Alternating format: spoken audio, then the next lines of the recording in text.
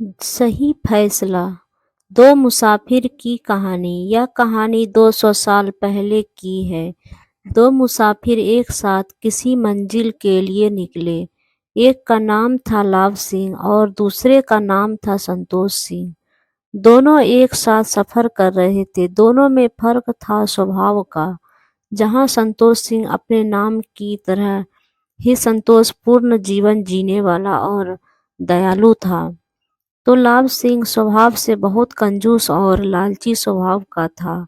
दोनों कई दिनों से लगातार सफर कर रहे थे, इसलिए थकान और भूख से दोनों की हालत खराब हो गई थी।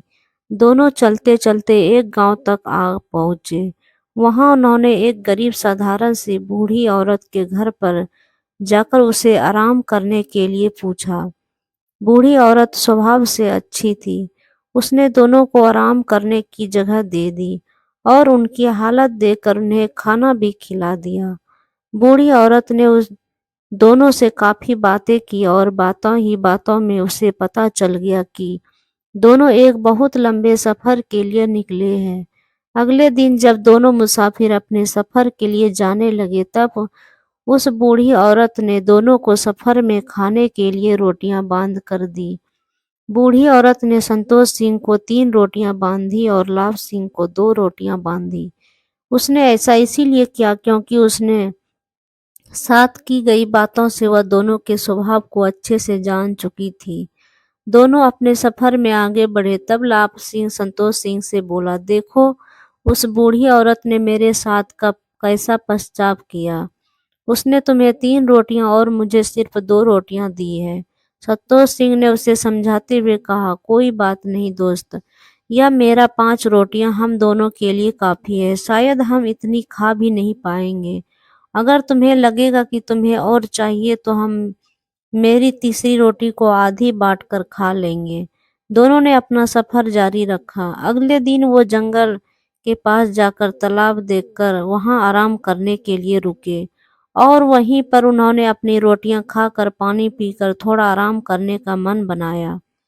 उन दोनों ने अपनी रोटियां खानी शुरू ही की थी कि तभी वहां एक और तीसरा मुसाफिर, जिनका नाम आनंदलाल था, आ गया। आनंदलाल दोनों से बोला, दोस्तों, मैं लंबे सफर पर निकला हूँ और अब इस बड़े से जंगल में पूरे 40 घंटे से सफर कर रहा हूँ। यहाँ आसपास कोई घर नहीं है जिससे मैं खाने के लिए मदद मांग सकूं। अगर आप लोग मुझे अपने साथ खाना खाने दे तो मैं उसका मोल जरूर चुका दूंगा। लाभ सिंह तो चुप था, लेकिन संतोष सिंह उसे बोला, कोई बात नहीं, आओ तुम भी हमारे साथ खा लो। हमारे पास कुल 5 रोटियां हैं और इन 5 रोटियों में हम तीनों का पेट अच्छे से भर जाएगा।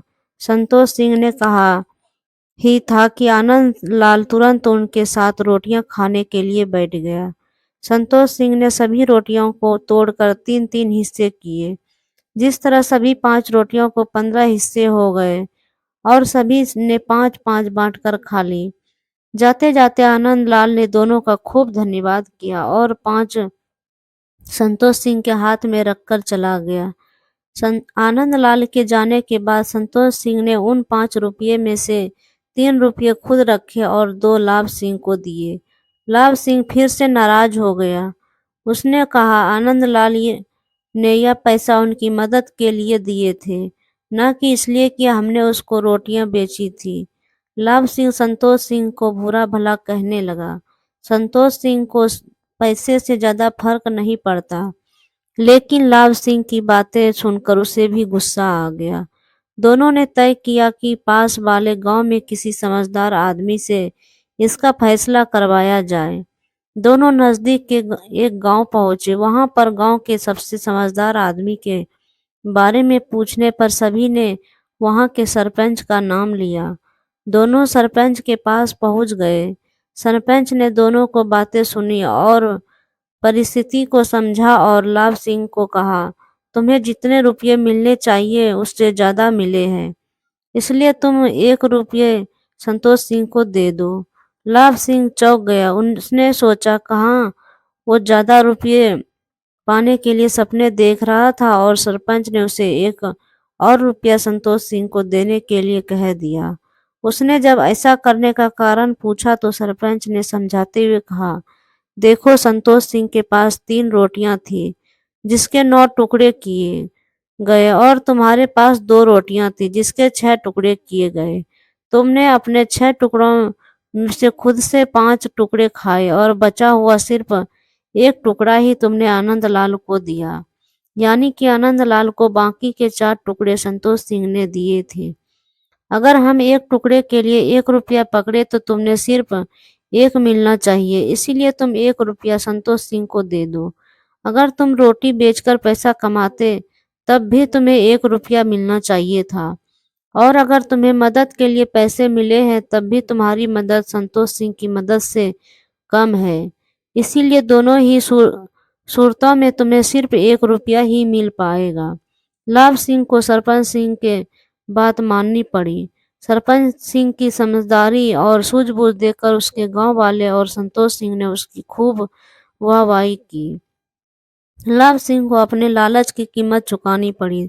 दोस्तों, हिंदी की एक छोटी सी कहानी हमें कई सबक देती है। पहला सबक, हमें जितना मिलता है उसमें संतोष करना चाहिए। दूसरा सबक, लालच का नतीजा हमेशा बुरा होता है। तीसरा सबक, हम हर परेशानी को समझदारी, सूझबूझ और अलग नज़रिए से हल कर सकते हैं। धन्यवाद।